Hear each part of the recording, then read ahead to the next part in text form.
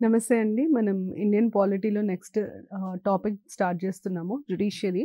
అయితే జ్యుడిషియరీలో మీరు ఫస్ట్ ఏం చదవాలన్న దాని మీద ఒక క్లారిటీ తెచ్చుకున్న తర్వాత ఈ ఎపిసోడ్ టాపిక్ చెప్తాను. ఫస్ట్ జ్యుడిషియరీలో మీకు జడ్జెస్ గురించి తెలియాలి. జడ్జెస్‌కి సంబంధించిన complete information high court and supreme కోర్ట్‌కి సంబంధించి. అంటే జడ్జెస్‌ని ఎవరు అపాయింట్ చేస్తారు? క్వాలిఫికేషన్స్ ఏం కావాలి? వాళ్ళకి ఓత్ ప్రమాణ స్వీకారం ఎవరు చేపిస్తారు? జడ్జెస్‌ని తీసేయాలంటే పాటించే ప్రొసీజర్ ఏంటి? ఇవన్నీ ఫస్ట్. దాని తర్వాత మీకు నెక్స్ట్ తెలియాల్సింది జ్యూరిస్డిక్షన్.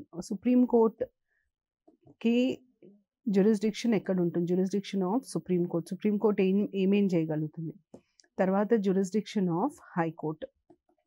ఇది తెలియాలి. దాని తర్వాత మనకి సబార్డినేట్ కోర్ట్స్ అని ఉంటాయి. వాటి గురించి కొంచెం సమాచారం తెలియాలి. సబార్డినేట్ కోర్ట్స్ అంటే ఏమేమి వస్తాయి? సబార్డినేట్ కోర్ట్స్‌కి జడ్జిలని ఎవరు అపాయింట్ చేస్తారు, నియమిస్తారు, ఇట్లాంటివి. సో, ఈ టాపిక్స్ మనకి జ్యుడిషియరీకి సంబంధించిన అంశాలు. ఇండియన్ జ్యుడిషియరీని మనం ఇండిపెండెంట్ అండ్ ఇంటిగ్రేటెడ్ కూడా అంటాం. అంటే ఫీచర్స్ ఆఫ్ ఇండియన్ జ్యుడిషియరీకి ఉండే లక్షణాలు అవి. ఇండిపెండెంట్ ఇంటిగ్రేటెడ్ జ్యుడిషియరీ నేను ఆల్రెడీ సేలియంట్ ఫీచర్స్లో డిస్కస్ చేశాను. సో ఇప్పుడు మనకి ఇండియన్ జ్యుడిషియరీలో ఫస్ట్ టాపిక్ ఇక్కడ రాసినట్టుగా మనకు ముందు వచ్చే topic judges of high court and supreme court. Maximum ప్రశ్నలు కూడా ఇక్కడ నుండే వస్తాయి కాబట్టి ఈ టాపిక్ ఇంపార్టెంట్. అయితే మనకి ఏమేమి తెలియాలి? ముందు అసలు ఎంత స్ట్రెంత్ ఉండాలి అన్నది తెలియాలంటే సుప్రీం కోర్టులో ఎంతమంది జడ్జిలు ఉండాలి, హైకోర్టులో ఎంతమంది జడ్జిలు ఉండాలి అన్నది ఎవరు నిర్ణయించుకుంటారు?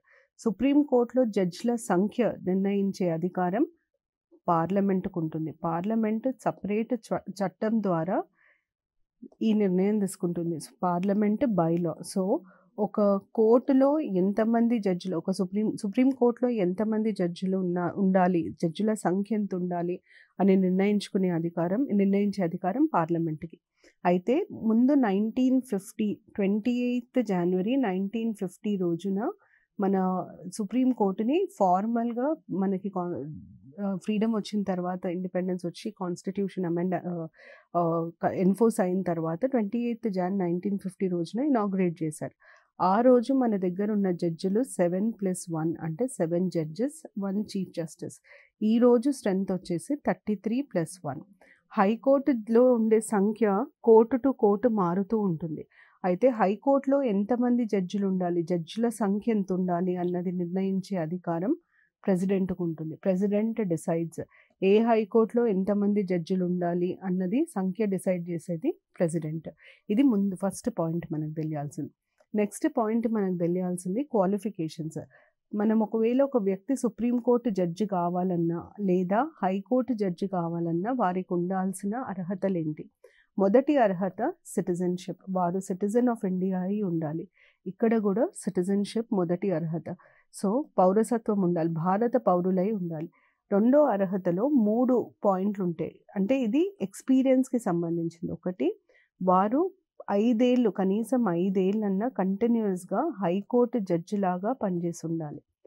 5 years జడ్జ్ ఆఫ్ హైకోర్ట్ ఇదన్నా ఉండాలి. లేదా 10 ఏళ్ళు అడ్వకేట్ ఆఫ్ హైకోర్ట్ లాగా పనిచేసి ఉండాలి. 10 ఏళ్ళు అడ్వకేట్ హైకోర్ట్, లేదా జ్యుడిషియల్ ఎక్స్పర్ట్, లేదా we call him as a eminent jurist. రాష్ట్రపతి ప్రకారం వారికి లా మీద మంచి అవగాహన ఉన్న వ్యక్తి అయి ఉండాలి. ఈ మూడిట్లో ఏదైనా ఒకటి ఉన్నా చాలు, అర్హత ఉన్నట్టే. తర్వాత లాస్ట్ కండిషన్ వచ్చేసి, లాస్ట్ క్వాలిఫికేషన్ వచ్చేసి 65 ఏళ్ళు లోపు ఉండాలి. బిలో 65 years ఉండాలి. ఎందుకు 65 ఏళ్ళు లోపు ఉండాలంటే సుప్రీంకోర్టు జడ్జ్ రిటైర్మెంట్ ఏజ్ 65, అందుకనే 65 ఏళ్ళు లోపు ఉండాలి. దాని తర్వాత హైకోర్టుకు వచ్చేసరికి పౌరసత్వం ఉండాలి. 10 ఏళ్ళు అడ్వకేట్ లాగానన్నా ఉండాలి, లేదా 10 ఏళ్ళు జ్యుడిషియల్ ఆఫీసర్ లాగానన్నా ఉండాలి. జ్యుడిషియల్ ఆఫీసర్ అనే వ్యక్తిని ఒక ఎగ్జామ్ ద్వారా తీసుకుంటారనమాట. ఈ రెండిట్లో ఏదన్నా ఒక కండిషన్ ఫుల్ఫిల్ అవ్వాలి. మూడోది వచ్చేసి ఏంటంటే 62 ఏళ్ళ లోపు వయసు ఉండాలి. ఎందుకంటే 62 years రిటైర్మెంట్ ఏజ్ హైకోర్టుకి. సో క్వాలిఫికేషన్స్లో సుప్రీంకోర్టుకి హైకోర్టుకి మెయిన్గా ఉండే డిఫరెన్సెస్ ఇవి. క్వాలిఫికేషన్స్ చాలా చాలా ఇంపార్టెంట్. చాలా సార్లు వీటి మీద ప్రశ్నలు అడగడం జరిగింది. స్పెషల్లీ రిటైర్మెంట్ ఏజ్ ఎక్కువ సార్లు అడిగారు. సో, ఇది గుర్తుపెట్టుకోవాలి. దాని తర్వాత నెక్స్ట్ మనకు తెలియాల్సింది అపాయింట్మెంట్. ఎవరు అపాయింట్ చేస్తారు? ఎట్లా అపాయింట్ చేస్తారు? హైకోర్ట్ అయినా, సుప్రీం కోర్ట్ అయినా, ఇది సుప్రీం కోర్ట్, ఇది హైకోర్ట్. ఈ రెండిటిని అపాయింట్ చేసే జడ్జెస్‌ని అపాయింట్ చేసే అధికారం ప్రెసిడెంట్‌కి మాత్రమే ఉంటుంది. కానీ దేని మీద ఆధారపడి వారు అపాయింట్ చేస్తారు అన్న ప్రశ్నకొస్తే సుప్రీం కోర్టు జడ్జిలని నియమించే ముందు రాష్ట్రపతి కొంతమంది చీఫ్ జస్టిస్ ఆఫ్ ఇండియా మరియు కొంతమంది judges and such number of judges, వారికి నచ్చిన సంఖ్యలో ఉన్న జడ్జెస్, వారికి నచ్చిన జడ్జిలని సంప్రదించాలి. మే కన్సల్ట్ అని అంటాం. సంప్రదించాలి. చీఫ్ జస్టిస్ ఆఫ్ ఇండియాని ఖచ్చితంగా సంప్రదించాలి. వారితో పాటు వారికి నచ్చిన జడ్జిలను కూడా సంప్రదించవచ్చు అని కాన్స్టిట్యూషన్ చెప్తుంది. ఇది రాజ్యాంగంలో ఇచ్చింది. కానీ నిజానికి ఏమవుతుందంటే, మీరు ఈ కొలేజియం అన్న పదం చాలాసార్లు న్యూస్లో విని ఉంటారు. కొలేజియం అనే ఒక బాడీ, జడ్జిలు ఉంటారు దీంట్లో, సీజే ప్లస్ 4 సీనియర్ మోస్ట్ జడ్జెస్ని కలిపితే దాన్ని కొలేజియం అని అంటాం. ఈ సీజే 4 సీనియర్ మోస్ట్ జడ్జెస్ ఉండే కొలేజియంలో ఉన్న జడ్జిల రికమెండేషన్ ఆధారపరుచుకొని ప్రెసిడెంట్ అపాయింట్ చేయడం జరుగుతుంది. కొలేజియం ప్రతిపాదించిన పేర్లలోంచే ప్రెసిడెంట్ జడ్జిలను నియమిస్తారు. బయట వారిని నియమించడానికి వీల్లేదు. కొలేజియం ప్రతిపాదించిన పేర్లలో వారికి ఒకవేళ నచ్చకపోతే రాష్ట్రపతి ఒక 2 పేర్లు వద్దు అని కూడా చెప్పచ్చు. కానీ మళ్ళీ కొలేజియం అవే పేర్లని ముందుకు పంపిస్తే మాత్రం రాష్ట్రపతి నియమించాలి. దాని తర్వాత హైకోర్టుకి వచ్చేసరికి ప్రెసిడెంటే అపాయింట్ చేస్తారు. కానీ తేడా ఏంటంటే, హైకోర్టుకి అపాయింట్ చేసేటప్పుడు చీఫ్ జస్టిస్ ఆఫ్ ఇండియాని సంప్రదించాలి. గవర్నర్ ఈ కోర్టు ఏ రాష్ట్రంలో ఉందో ఆ రాష్ట్ర గవర్నర్ని సంప్రదించాలి. ఆ కోర్టు చీఫ్ జస్టిస్ని కూడా సంప్రదించాలి. సో, ఈ ముగ్గురిని సంప్రదించిన తర్వాత వారు చెప్పిన పేర్లని ప్రెసిడెంట్ హైకోర్టుకి అపాయింట్ చేయడం జరుగుతుంది. కొలేజియం అన్న పదం రాజ్యాంగంలో ఎక్కడ రాసి లేదు. కొలేజియం అన్న పదంని సుప్రీంకోర్టు 2 జడ్జెస్ కేసు అని ఒక కేసు ఉంటుంది. సెకండ్ జడ్జెస్ కేసు లేదా 2 జడ్జెస్ కేసు అని అంటారు. ఆ 2 జడ్జెస్ కేసులో ప్రపోజ్ చేయడం జరిగింది. 2 జడ్జెస్ కేసు పేరు ఇంపార్టెంట్, కొలేజియం అన్న పదం ఇంపార్టెంట్, కొలేజియం కాన్స్టిట్యూషన్లో రాసలేదన్నది ఇంపార్టెంట్. కొలేజియంలో ఎంతమంది ఉంటారు అంటే, ఒక చీఫ్ జస్టిస్ ఉంటారు, 4 సీనియర్ మోస్ట్ జడ్జెస్ ఉంటారు. కొలేజియం చాలా చాలా ముఖ్యమైన బాడీ. ఎందుకంటే కొలేజియం నిర్ణయించిన వ్యక్తులే సుప్రీంకోర్టుకి నియమించబడతారు. ఇది అపాయింట్మెంట్కి సంబంధించిన ఇన్ఫర్మేషన్. నెక్స్ట్ మనకు తెలియాల్సింది ఓత్ అంటే ప్రమాణ స్వీకారం. ఎవరు ప్రమాణ స్వీకారం చేపిస్తారు? సుప్రీంకోర్టుకి సంబంధించినంత వరకు ప్రమాణ స్వీకారం చేయించేది ప్రెసిడెంట్. హైకోర్టుకి సంబంధించినంత వరకు ప్రమాణ స్వీకారం, జడ్జిలతో ప్రమాణ స్వీకారం చేయించేది governor. So, supreme court judges swearing in president చేయిస్తారు. High court judges swearing in governor.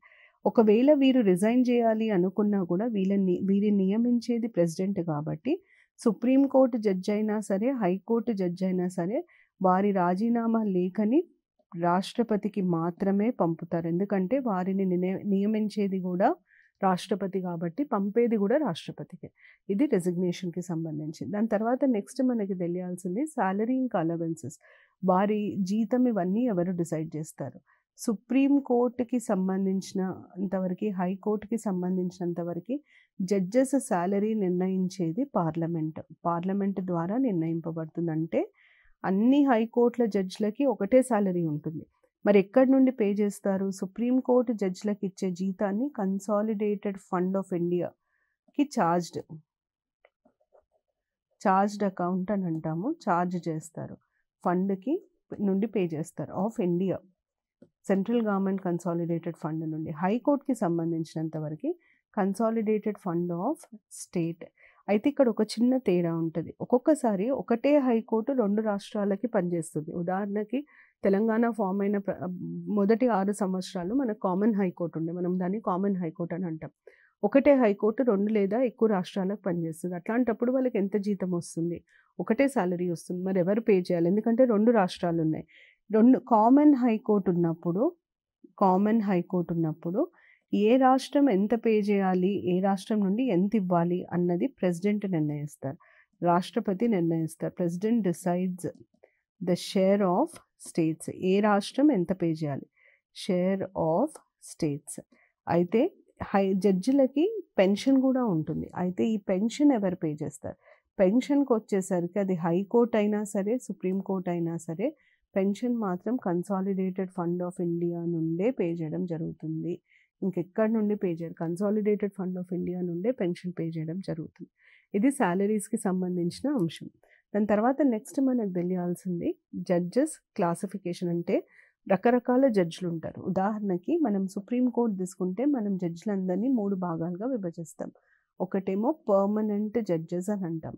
Permanent judges అంటే ప్రెసిడెంట్ ద్వారా క్వాలిఫికేషన్స్‌ని ఆధారపరుచుకొని ప్రెసిడెంట్ అపాయింట్స్. క్వాలిఫికేషన్స్‌ని ఆధారపరుచుకొని వయోపరిమితి లోపున్న వాళ్ళని పర్మనెంట్ జడ్జెస్ అంటారు. అట్లాగే యాడ్ హాక్ జడ్జెస్‌ని కూడా అపాయింట్ చేయొచ్చు. యాడ్ హాక్ జడ్జెస్ అంటే టెంపరరీ జడ్జెస్. ఎప్పుడు అపాయింట్ చేయొచ్చు? ఎవరు అపాయింట్ చేస్తారు? ఈ యాడ్ హాక్ జడ్జెస్‌ని అపాయింట్ చేసే అధికారం చీఫ్ జస్టిస్ ఆఫ్ ఇండియాకు ఉంటుంది. కానీ వీరు ముందు ప్రెసిడెంట్ దగ్గర అనుమతి తీసుకోవాలి. అంటే ముందస్తు అనుమతి with prior permission from president. President దగ్గర ముందు అనుమతి తీసుకున్న తర్వాత వీరిని అపాయింట్ చేయొచ్చు ఫ్రమ్ ప్రెసిడెంట్. మరి ఎందుకు వీళ్ళని అపాయింట్ చేయాలి యాడ్ హాక్ జడ్జెస్‌ని అంటే రాజ్యాంగం ఏం చెప్తుందంటే నో కోరం. కావాల్సిన సంఖ్యలో జడ్జిలు లేనప్పుడు పని జరుగుతూ ఉండాలి. పనిలో ఏ రకమైన ఆక్షేపణ రాకుండా ఉండడానికి టెంపరరీ జడ్జెస్‌ని తీసుకోవచ్చు అని రాజ్యాంగం చెప్తుంది. కానీ కోరం ఎంత సుప్రీం కోర్ట్‌లో అన్న దాని మీద రాజ్యాంగం ఏమీ చెప్పదు మనకి. దాని తర్వాత థర్డ్ వచ్చేసి రిటైర్డ్ జడ్జెస్. రిటైర్ అయిపోయిన జడ్జిలని మళ్ళీ అపాయింట్ చేయొచ్చు, తిరిగి నియమించవచ్చు. ఈ రిటైర్డ్ జడ్జెస్‌ని కూడా చీఫ్ జస్టిస్ ఆఫ్ ఇండియా నియమిస్తారు. కానీ ప్రెసిడెంట్ పర్మిషన్‌తో నియమిస్తారు. అయితే ఈ ముగ్గురికి తేడా ఏంటి? పర్మనెంట్ జడ్జి లాగా ఒక్కసారి అపాయింట్ అయితే 65 సంవత్సరాల వరకు వాళ్ళు రిటైర్ అవ్వరు. ఏ ఏజ్‌లో అపాయింట్ అయినా సరే. అదే యాడ్ హాక్ జడ్జెస్ అయితే కోరం లేని కారణంగా తీసుకుంటున్నారు కాబట్టి జడ్జెస్ అందరూ వచ్చిన తర్వాత ఈ జడ్జిలు ఉండరు. ఇంకొకటి ఏంటంటే వీళ్ళకి కూడా పర్మనెంట్ జడ్జెస్‌కి ఉండాల్సిన క్వాలిఫికేషన్స్ ఉండాలి. ఎందుకంటే చాలాసార్లు ఏమవుతుందంటే టెంపరరీగా తీసుకున్న ఈ జడ్జెస్‌ని పర్మనెంట్ చేస్తారు. అందుకనే వారికి ఆ క్వాలిఫికేషన్స్ అర్హతలన్నీ ఉండాలి. అదొకటి. దాని తర్వాత రెండో విషయం యాడ్ హాక్ జడ్జెస్ ఏంటంటే వారికొచ్చే సాలరీ, అలవెన్సెస్ ఇవన్నీ పర్మనెంట్ జడ్జెస్‌కి ఈక్వల్‌గా ఉంటాయి. తేడా ఒకటే. పర్మనెంట్ జడ్జెస్ రిటైర్మెంట్ ఏజ్ వరకు ఉంటారు. యాడ్ హాక్ జడ్జెస్‌ని ఎప్పుడైనా తీసేయొచ్చు. రిటైర్డ్ జడ్జెస్‌ని కూడా చీఫ్ జస్టిస్ ఆఫ్ ఇండియానే అపాయింట్ చేస్తారు. రాష్ట్రపతి అనుమతితో అపాయింట్ చేస్తారు. అయితే తేడా ఏంటంటే రిటైర్డ్ జడ్జెస్‌ని ఎందుకు తీసుకోవాలి అన్న దాని మీద రాజ్యాంగం ఏమీ చెప్పదు. అంటే దీనికోసం రిటైర్డ్ జడ్జెస్‌ని తీసుకోవచ్చు అని అట్లాంటి ఏ రకమైన సమాచారం రాజ్యాంగంలో ఉండదు. రిటైర్డ్ జడ్జెస్‌కి ఎంత జీతం పే చేయాలి? ఒకవేళ ఒక రిటైర్డ్ జడ్జిని మళ్ళీ తిరిగి నియమించారు. అప్పుడు ఎంత జీతం పే చేయాలి? ఆ జీతం ఎంత పే చేయాలన్నది కూడా నిర్ణయించే అధికారం ఉట్టి ప్రెసిడెంట్‌కి మాత్రమే ఉంటుంది. President will decide the salary to be paid to a retired judge. అది సుప్రీం కోర్ట్‌కి సంబంధించి. సేమ్ మనం ఇది ఎట్లా సుప్రీం కోర్ట్‌కి రాసుకున్నామో అట్లాగే హైకోర్ట్‌లో కూడా క్లాసిఫికేషన్ ఉంటుంది. హైకోర్ట్‌లో కూడా పర్మనెంట్ జడ్జెస్ ఎవరు అపాయింట్ చేస్తారు? ప్రెసిడెంట్. ఏ బేసిస్ మీద అపాయింట్ చేస్తారో రికమెండేషన్. పర్మనెంట్ జడ్జెస్ మనం ఇంతకుముందు డిస్కస్ చేసాం. తర్వాత ad hoc or temporary judges. ఇది చాలా చాలా ఇంపార్టెంట్. హైకోర్ట్‌కి వచ్చేసరికి టెంపరరీ ఇది న్యూస్‌లో కూడా ఉంది కాబట్టి మీకు ఇది ఇంపార్టెంట్. టెంపరరీ జడ్జెస్‌ని ప్రెసిడెంట్ నియమిస్తారు. చీఫ్ జస్టిస్ నియమించరు. President appoints. ఈ టెంపరరీ జడ్జెస్‌ని నియమించే అధికారం ప్రెసిడెంట్‌కి ఉంటుంది. అయితే ఎందుకు అపాయింట్ చేస్తారంటే 2 కారణాల చేత. ఒకటేమో సడన్ ఇంక్రీజ్ ఇన్ వర్క్. అనుకోకుండా చాలా కేసులు ఫైల్ అయినాయి. ఇన్ని కేసులు ఫైల్ అయినప్పుడు ఎక్స్ట్రా జడ్జిల అవసరం పడుతుంది ఇన్ వర్క్. ఇదొక కారణం. ఈ కారణం చేత అయితే 2 ఏళ్ళు మ్యాక్సిమం వాళ్ళని తీసుకోవచ్చు. 2 ఇయర్స్ వరకే తీసుకోవచ్చు. ఇది ఇంపార్టెంట్. తర్వాత లేదా పర్మనెంట్ జడ్జ్ ఆన్ లీవ్. ఎవరన్నా ఒక పర్మనెంట్ జడ్జికి వారికి ఆరోగ్యం బాలేకపోయినా ఇంకేదన్నా కారణం చేత వాళ్ళు లీవ్ తీసుకొని ఉంటే ఆన్ లీవ్ తీసుకొని ఉంటే ఆ టైంలో మనము యాడ్ హాక్ జడ్జెస్‌ని అపాయింట్ చేసుకుంటాం. సో ఈ 2 కారణాలలో ఏ కారణం మీదనైనా మనం యాడ్ హాక్ జడ్జెస్‌ని అపాయింట్ చేసుకోవడానికి వీలుంటుంది. పర్మనెంట్ జడ్జి లీవ్‌లో ఉన్నప్పుడు మాత్రం వారు ఎన్ని రోజులు లీవ్‌లో ఉంటారో అన్ని రోజులు యాడ్ హాక్ జడ్జెస్‌ని అపాయింట్ చేస్తారు. మూడో కేటగిరీ వచ్చేసి రిటైర్డ్ జడ్జ్. రిటైర్డ్ జడ్జిలను మాత్రం ప్రెసిడెంట్ నియమించరు. ప్రెసిడెంట్ అనుమతితో chief justice of high court high court యొక్క ముఖ్య న్యాయాధిపతి చీఫ్ జస్టిస్ అపాయింట్ చేస్తారు. ఈ రిటైర్డ్ జడ్జెస్ని ఎందుకు అపాయింట్ చేయొచ్చు, ఏ కారణం చేత అపాయింట్ చేయొచ్చు అన్నది రాజ్యాంగం చెప్పదు. వారికి ఎంత శాలరీ ఇవ్వాలన్నది మాత్రం ప్రెసిడెంట్ నిర్ణయిస్తారు. ఇది హైకోర్టుకి సంబంధించి. దాని తర్వాత నెక్స్ట్ మనకు తెలియాల్సింది తీసేయడం, రిమూవల్ ఆఫ్ జడ్జెస్. ఎట్లా తీసేస్తారు, రిమూవల్ ప్రొసీజర్ ఏంటి, ఏ కారణం చేత తీసేస్తారు. రాజ్యాంగంలో 2 రాసుంటాయి. ఒకటి రిమూవల్ ప్రొసీజర్ ఏంటి, ఇంకొకటి ఏంటంటే కారణాలు ఏంటి. ఫస్ట్ గ్రౌండ్స్ అంటే ఏ కారణం చేత మీరు తీసేయచ్చు. 2 కారణాల చేత తీసేయచ్చు. ఒకటేమో ఇన్కెపాసిటీ, వారు పని చేయలేని పరిస్థితులలో ఉన్నారు. ఏ కారణం చేతనైనా అవ్వచ్చు, వారి ఆరోగ్యపరంగానైనా అవ్వచ్చు. లేదా ప్రూవ్డ్ మిస్బిహేవియర్ అంటే వారు చేయాల్సిన పనిని సక్రమంగా చేయకపోవడం, రాజ్యాంగాన్ని అధిగమించడం, కరప్షన్, ఇట్లాంటివన్నీ ప్రూవ్డ్ మిస్బిహేవియర్ కిందకి వస్తాయి. So incapacity or proved misbehaviour, ఈ 2 కారణాల మీదనే మనం జడ్జిని తీసేయడానికి వీలుంటుంది. నెక్స్ట్ వచ్చేసి ప్రొసీజర్. ఎవరు తీసేస్తారు, ఎట్లా తీసేస్తారు. హూ రిమూవ్స్, ఎవరు తీసేస్తారు అన్నదానికి ఆన్సర్ ప్రెసిడెంట్ తీసేస్తారు. ఎట్లా తీసేస్తారు అంటే ప్రొసీజర్. పార్లమెంట్ ఒక ప్రతిపాదనని ఆమోదించాలి. జడ్జిని తీసేస్తాము అని ఒక ప్రస్తావన వచ్చినప్పుడు పార్లమెంట్ అప్రూవ్డ్ రెజల్యూషన్ ఉంటే దాన్ని ఆధారపరుచుకొని దానిని ఆధారపరుచుకొని తీసేస్తారు. ప్రెసిడెంట్ తీసేస్తారు పార్లమెంట్ అప్రూవ్డ్ రెజల్యూషన్ని బేస్ చేసుకొని. అంటే పార్లమెంట్ అప్రూవ్డ్ రెజల్యూషన్ అంటే ఒక ప్రొసీజర్ ఉంటుంది. ఆ ప్రొసీజర్ ఏంది అన్నది ఇప్పుడు చూద్దాము. మనము ఒకవేళ హైకోర్టు కానీ సుప్రీంకోర్టు జడ్జిని కానీ తీసేయాలంటే దాన్ని రెజల్యూషన్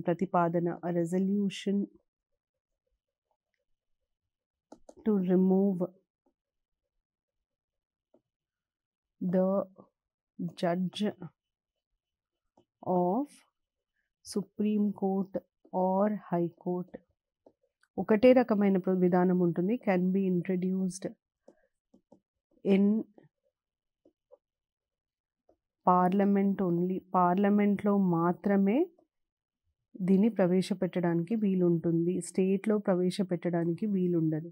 ఈదర్ ఇన్ లోక్సభలోనన్నా ప్రతిపాదించవచ్చు, లేదా రాజ్యసభలోనన్నా ప్రతిపాదించవచ్చు. అయితే ఒకవేళ లోక్సభలో ప్రతిపాదిస్తే కనీసం 100 మంది సభ్యులు సైన్ చేయాలి,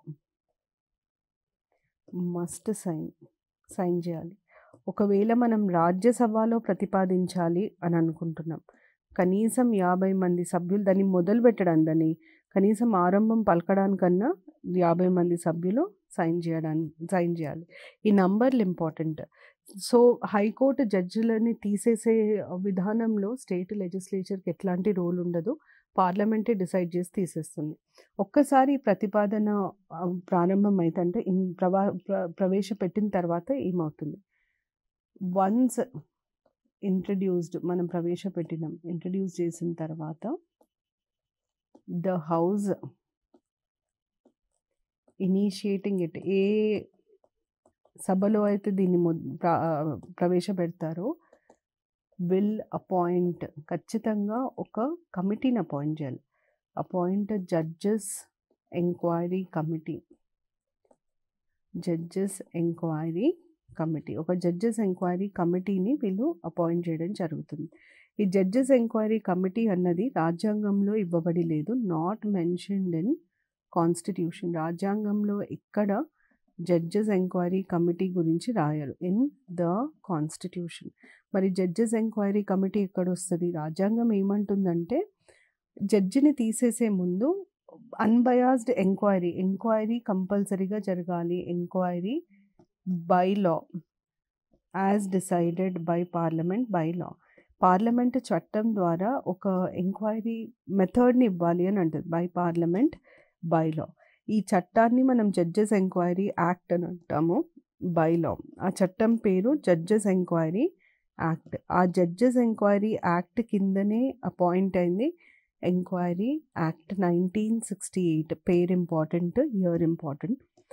1968 ఈ యాక్ట్ కింద ఫామ్ అయ్యేది జడ్జెస్ ఎంక్వైరీ కమిటీ. ఈ జడ్జెస్ ఎంక్వైరీ కమిటీ ఒక త్రిసభ్య కమిటీ, 3 మెంబర్స్ ఉంటారు దీంట్లో.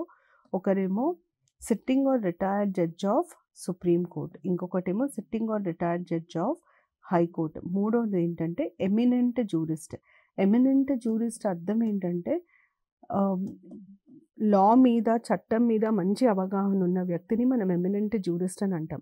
సో ఒక సుప్రీంకోర్టు జడ్జ్, ఒక హైకోర్టు జడ్జ్, తర్వాత ఒక ఎమినెంట్ జూరిస్ట్, ఈ ముగ్గురితో కూడిన కమిటీని ఆ హౌస్ అపాయింట్ చేస్తుంది. ఆ కమిటీ అసలు ఎందుకు తీసేయాలి జడ్జిని, కారణాలు ఏంటి, ఆ కారణాలు న్యాయపరమైనయా కావా, ఇవన్నీ చూసి వాటి మీద ఒక రిపోర్ట్ ప్రిపేర్ చేసి కమిటీకి సభకి ఇస్తుంది, అంటే హౌస్కి ఇస్తుంది. లోక్సభ కానీ రాజ్యసభ కానీ. కానీ మీరు గుర్తుపెట్టుకోవాల్సింది ఏంటంటే జడ్జెస్ ఎంక్వైరీ కమిటీ ఎక్కడ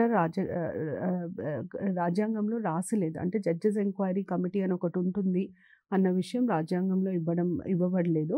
దీన్ని పార్లమెంట్ చేసిన ఒక చట్టం ద్వారా ఇంట్రడ్యూస్ చేయడం జరిగింది. అయితే ఒక్కసారి రిపోర్ట్ సబ్మిట్ చేసిన తర్వాత house May vote on the resolution. ఒక్కసారి రిపోర్ట్ సబ్మిట్ చేసిన తర్వాత హౌస్ చూస్తుందన్నమాట ఇంకా రెజల్యూషన్ మీద ఓట్ చేయాలా వద్దా. ఓట్ చేయాలి అంటే టు బీ అప్రూవ్డ్, ఏ మెజారిటీతో దీన్ని ముందుకు తీసుకెళ్ళాలి. Approved by special majority, simple majority కాదు, special majority. 2/3 present and voting, greater than absolute majority. ఇవి నేను మెజారిటీస్లో ఆల్రెడీ మీకు ఎక్స్ప్లెయిన్ చేశాను. సో మీరు ఒక్కసారి చూసుకుంటే ఇది ఈజీగా అర్థమవుతుంది. గ్రేటర్ దెన్ అబ్సల్యూట్ మెజారిటీ, దీని ద్వారా ఆమోదించాలి. వన్స్ అప్రూవ్డ్, ఇఫ్ అప్రూవ్డ్, ఒకవేళ దీన్ని ఆమోదించారు, ఇఫ్ అప్రూవ్డ్ మనం వేరే సెంట్ టు అదర్ హౌస్, వేరే సభకి, ఇంకొక సభకి పంపిస్తాం. అదర్ హౌస్ ఫార్ అప్రూవల్, ఇంకొక సభకి ఆమోదానికి పంపిస్తాం. అయితే అదర్ హౌస్లో కూడా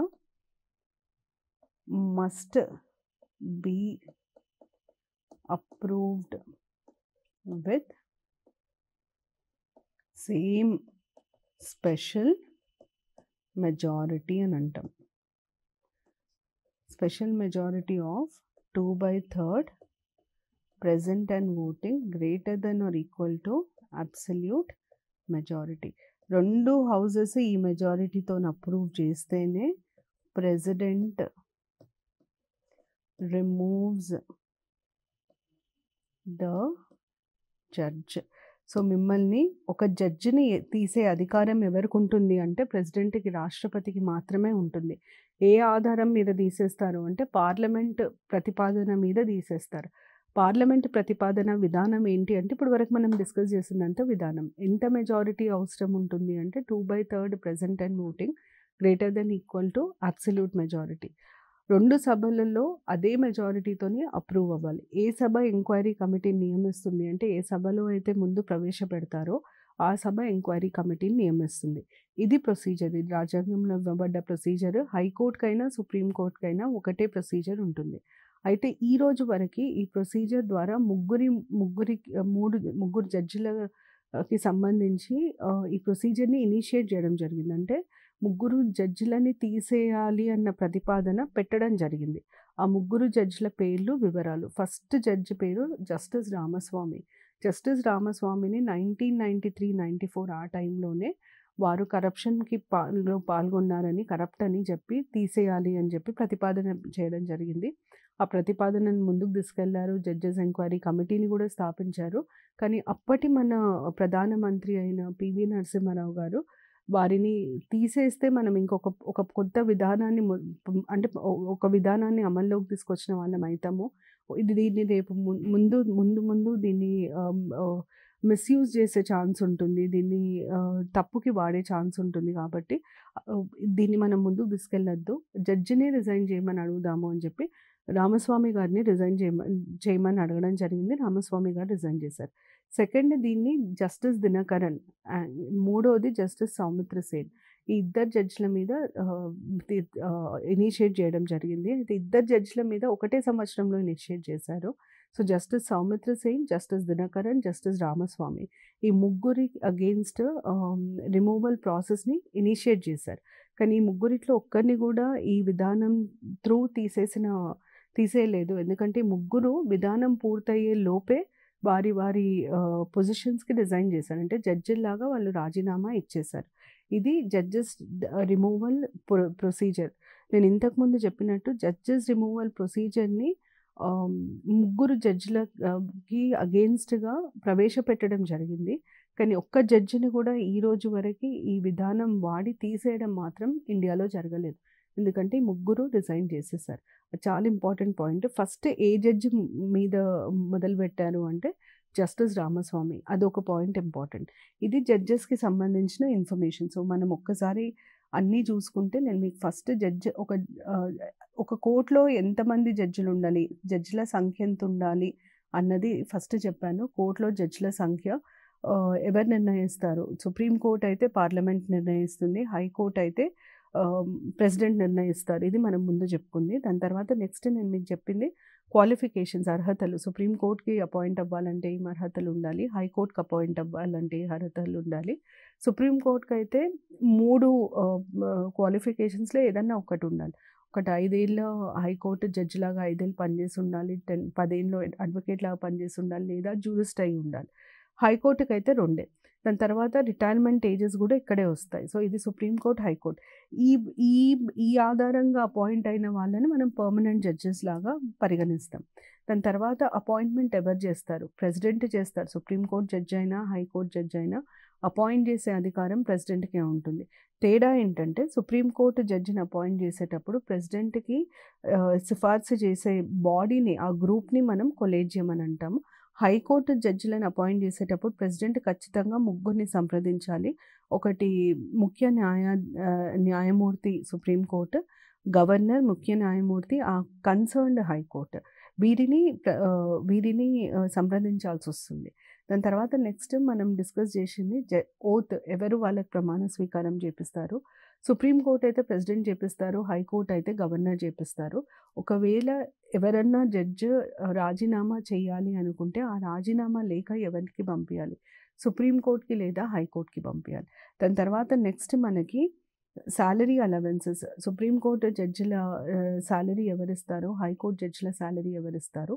సుప్రీంకోర్టు జడ్జిల సాలరీ పార్లమెంట్, అంటే ఈ 2 సాలరీస్ నిర్ణయించేది పార్లమెంట్. కాకపోతే పే చేసేది ఎవరిస్తారు అనే ప్రశ్నకు వస్తే సుప్రీంకోర్టుకి మాత్రం కన్సాలిడేటెడ్ ఫండ్ ఆఫ్ ఇండియా నుండి పోతుంది, హైకోర్టుకి మాత్రం కన్సాలిడేటెడ్ ఫండ్ ఆఫ్ స్టేట్ నుండి పోతుంది.